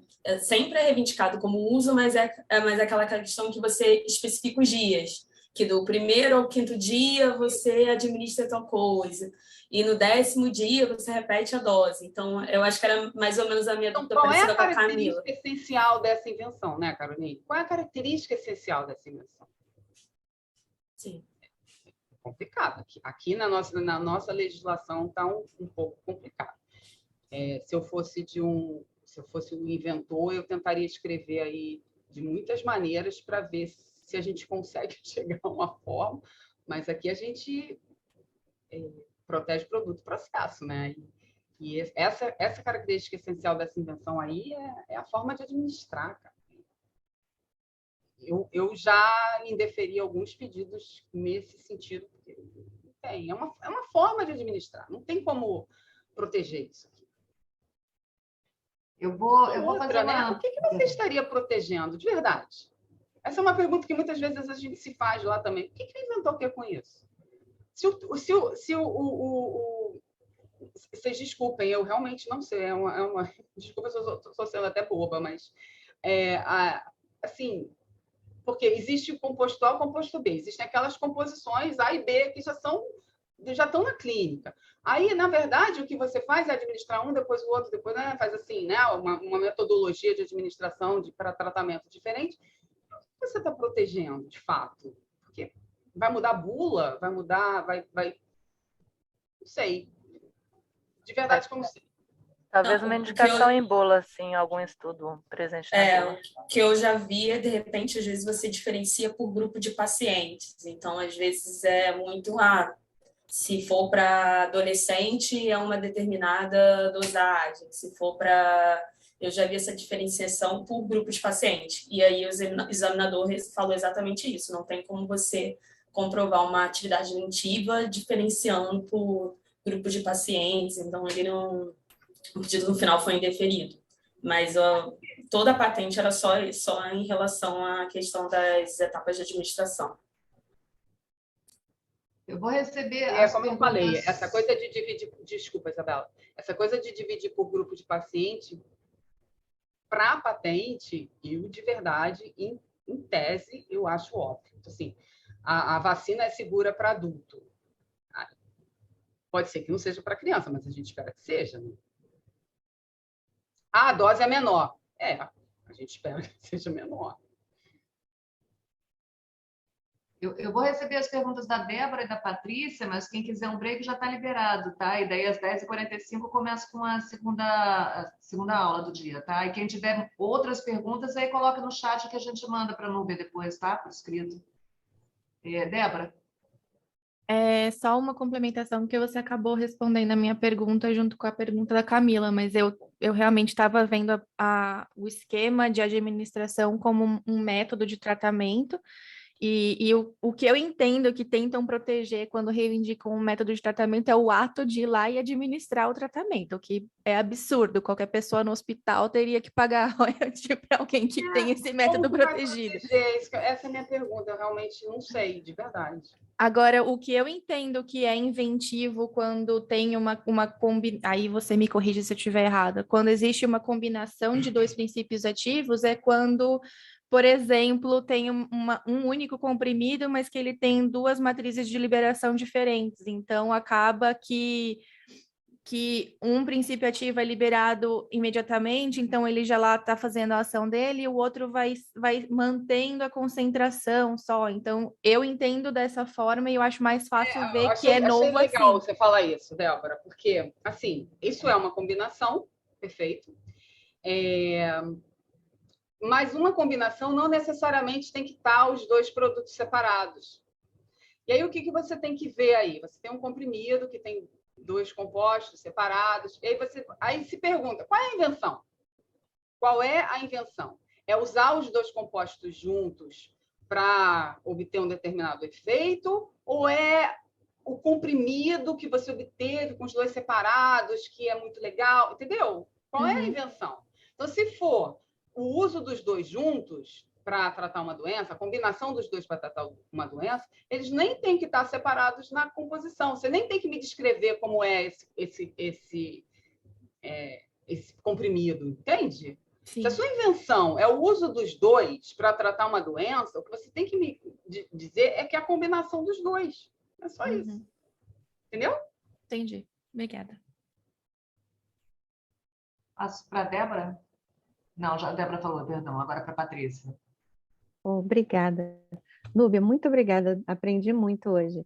Minha dúvida é um pouco o que você vê no caso do relatório descritivo, se seria necessário, no caso de uma reivindicação onde o efeito é esperado, testes clínicos, por exemplo, ou se só para a avaliação desse efeito, como o exemplo anterior que você deu para a Débora, teria que haver testes clínicos naquilo, com grupos, tem aquela formulação, se isso tem que estar presente ou não no relatório descritivo para a gente poder realmente dar base. Não no caso do uso, mas imagina aquele composto como a Débora falou, que vai ter uma liberação diferenciada, mas se você está para tratar determinada doença, se vocês esperam que no relatório descritivo existam testes clínicos, se isso foi realmente evidenciado como teste clínico, já que o estudo de patenteabilidade, na minha ideia, é a questão do que se descreve na tecnologia. Vou te perguntar, qual é a invenção? Se a invenção for o uso do composto para tratar a doença, você tem que me mostrar que aquele uso tratou a doença. Como você vai me mostrar isso? Provavelmente são testes em vivo. Provavelmente, e a melhor forma de demonstrar o uso de um composto para preparar um medicamento para tratar uma doença X são testes em vivo, mas não necessariamente, tá? Deslocar. Se a sua invenção não é exatamente o uso, é o comprimido, você só vai ter que me dizer assim, olha, esse comprimido, você tem que descrever o que é o comprimido, uma fase, a outra fase, o que contém, como faz, e muitas vezes o que se tem lá é um teste em animal, um teste até de dissolução. Veja, o INPI não vai buscar se aquilo é verdadeiro ou não. O INPI vai entender que o que você está dizendo é verdadeiro. A gente só quer que você demonstre de alguma maneira que aquilo acontece, né? Então, se a sua invenção for o comprimido, você só tem que demonstrar. A minha invenção é o comprimido, e o comprimido está liberando os princípios ativos nessa velocidade. Bom, você pode utilizar um teste in vitro que demonstre que aquilo foi liberado naquela velocidade. Entendeu? Você não precisa me mostrar que isso aconteceu em vivo. Isso não. O Cláudio liberou para mais uma pergunta. Ele falou que depois ele corre com o tema dele. Então, eu vou passar para a Letícia.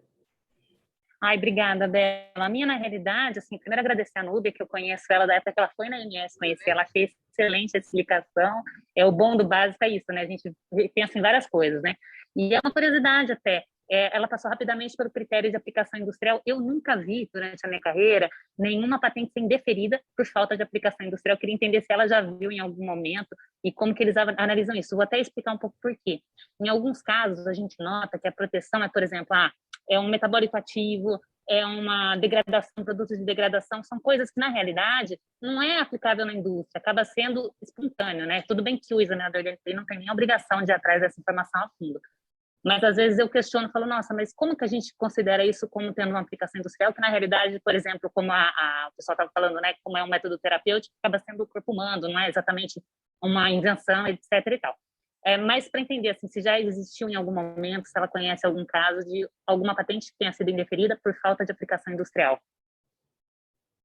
Então, Letícia, se tiver, vai ser na área de biotecnologia exatamente nessa parte aí, tá? De metabólito. Metabólito é uma das demandas que a gente precisa determinar alguns procedimentos, porque não é comum, né? Não é muito comum aparecer, mas eu nunca vi por aplicação, indeferimento por aplicação industrial, embora algumas situações a gente fique assim, mas isso não tem aplicação industrial. Mas aí acaba que a gente entende de outra forma, porque é difícil você dizer que aquilo não pode ser produzido numa indústria, né? Mesmo que seja produzido no corpo, um metabólito, por que uma indústria não poderia produzir também, né? Mas sim, essa é a parte difícil, mas eu nunca vi acontecer. É possível que lá na biotecnologia isso seja mais comum, mas eu realmente não conheço.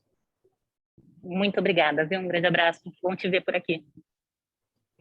Carolina, Bruna, eu vou pedir para vocês mandarem as perguntas por escrito, que senão a gente vai atrasar muito a segunda conferência do dia. Na verdade, é só para responder a pergunta, porque eu já vi indeferimento por aplicação industrial só naquele manual do NPI de decisão de segunda instância. Foi o único exemplo que eu já vi na vida de alguma coisa descrita assim, por indeferimento por aplicação industrial. Se não me engano, era alguma coisa relacionada à sazonalidade, que era alguma invenção que funcionava, precisava de um determinado solo, alguma coisa muito específica, e aí ela foi indeferida por esse motivo. Mas no manual tem alguns exemplos. Com a Karina, estamos falando de fármaco, né? Eu acho que o assunto... Estou pensando em fármaco, O foco é fármaco, mas eu acho que a Carolina deve estar falando de um parecer que fui eu que fiz. Não, tudo bem. Eu já indeferi um pedido que era de agricultura, era em função de falta de aplicação industrial, mas era outra coisa, não tem a ver com fármacos nem com biotecnologia. Inclusive, foi citado como exemplo, tem até um estudo sobre esse parecer. Olha o perigo de comentar o manual aqui, gente. Então, poxa... Muito obrigada. Obrigada, Bruno. Já vi que ele mandou a pergunta por escrito. Eu acho que a Núbia vai ficar aqui mais um pouquinho, né? Ela pode dar uma olhada no chat, se ela quiser complementar algumas das discussões. Então, muito obrigada. E agora, já passando para a próxima aula de hoje, né? Que vai pegar fogo essa. Licenças compulsórias e licenças voluntárias, as leis em trâmite no Congresso. Essa vai ser o Cláudio Barbosa, que é sócio da Casnar, Leonardos, doutor e mestre pela USP, LLM pela George Washington University Law School. Obrigada, Cláudio, por estar aqui com a gente. E mais uma vez, obrigada, Núbia. Obrigada, gente. Tchau, tchau.